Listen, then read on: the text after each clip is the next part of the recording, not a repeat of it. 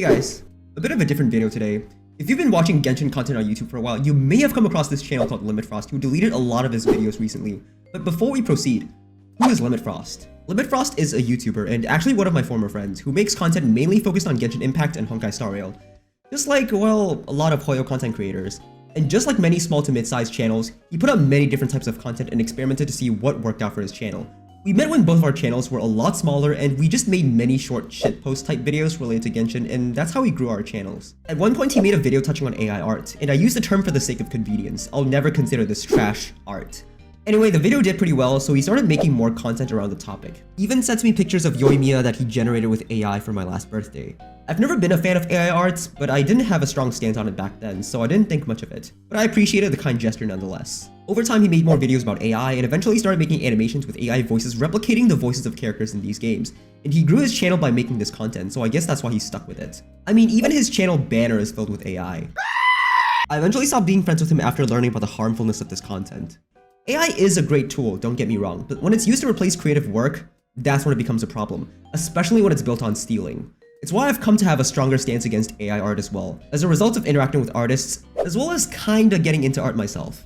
Hey look, I did that. It's on my Twitter. Here's a quick plug. Follow me. Anyway, I respect the fuck out of voice actors. They spend years training their voices to bring our favorite characters to life, and this AI tool basically steals and replicates their voices without their permission.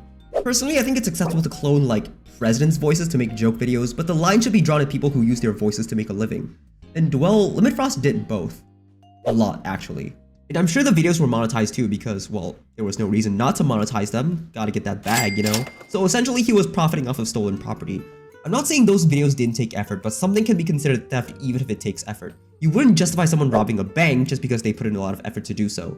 It's also why I have no respect for content creators who profit off of stolen content with no effort, like XQC and Sniper Wolf.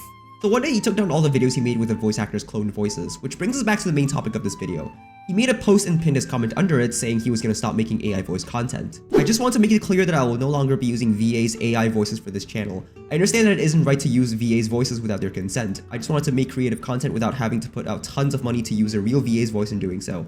But from now on, I'll be moving away from using their voices on my future videos. I'm sorry. Upon seeing this, you'd probably think, did this guy finally realize the harm he was causing? Did he take down his videos to stop profiting off of theft out of the goodness of his own heart? Of course not. He did it because of backlash. Someone on Twitter made a post calling him out, and got the attention of multiple voice actors who work with Genshin Impact and Honkai Star Rail. It even got Tectone's attention. Obviously, these voice actors have never been okay with having their voices cloned by AI, and have voiced, no pun intended, their concerns on the matter. But Limit kept making this content and pushing his luck, because obviously if he's not explicitly called out, he has nothing to do with it, right? That's why he only took action after the Twitter post. Not wanting his channel to get in trouble, he took down his videos, because obviously to him, that was the real harm, right? That was his limit. Alright, hold up. So after recording for most of this video, it was brought to my attention that LimitFrost made a thread on Twitter addressing the situation. He was asked to take down the videos that used the AI voices, which he did.